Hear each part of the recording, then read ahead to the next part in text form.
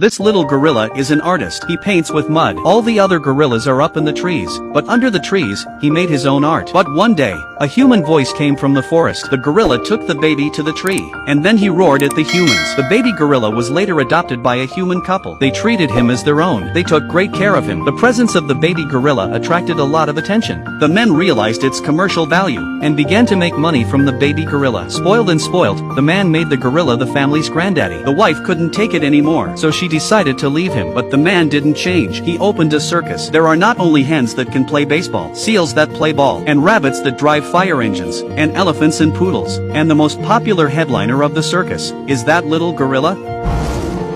He always makes the audience laugh with every performance. The animals are like a family. They lived happily in the circus. But gradually, people began to get tired of their performances, and the audience grew smaller and smaller every day. To save the circus, the ringmaster went a long way to buy a new animal.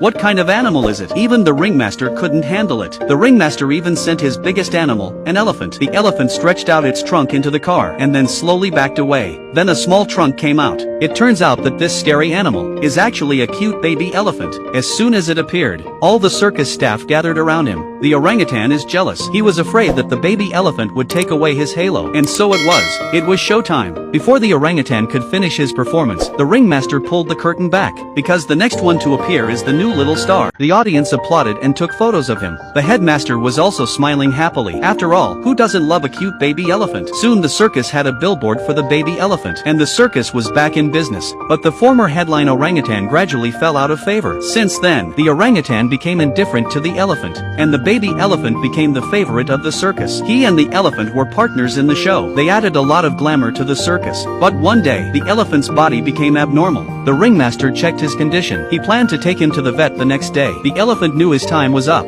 so he told the orangutan what he wanted. He wanted the orangutan to take care of the baby elephant. He wants him to have a better life, instead of living in a cage, looking at the dying elephant. The orangutan finally let go of his prejudices, and he agreed. Soon after, the elephant left the circus for good. But the ringmaster didn't give up on making money, so he began to train the baby elephant. But the baby elephant was still suffering from the loss of the elephant. He wouldn't cooperate with the ringmaster. In a moment of anger,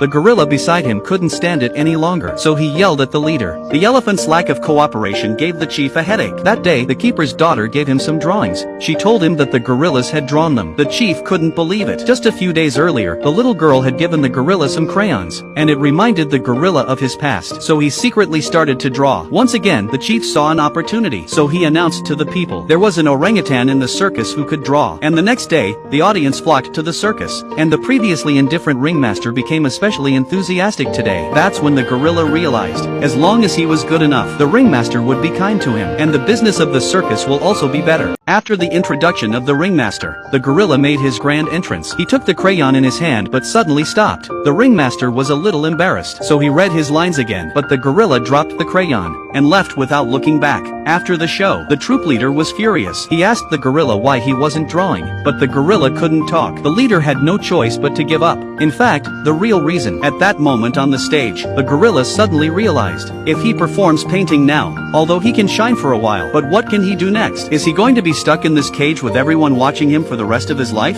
And he had promised the elephant to give the baby elephant his freedom. That day he had an idea. He asked the dog to attract the attention of the staff, because in the circus dogs are not allowed to enter the orangutan's cage. Then the orangutan pretended to be asleep. The staff opened the cage with a key. The staff thought they could catch the dog, but the orangutan jumped out. And so the orangutan with all the animals broke through the glass doors of the circus. They ran towards the woods in front of them. It's the first time they've set foot outside the circus. They're obviously not used to it. At the same time, the ringmaster also received the news of the circus group escape. He drove over immediately. He knew the animals must have gone to the woods ahead. The animals are now in the wild, where they've been waiting for a long time. There's fresh soil, a wide expanse of grass. This is their real home. But what happened next? The gorillas are stunned. Why is this still a human world? What they thought was wild was just a forest park in the city. He realizes they're still a long way from the freedom they dreamed of.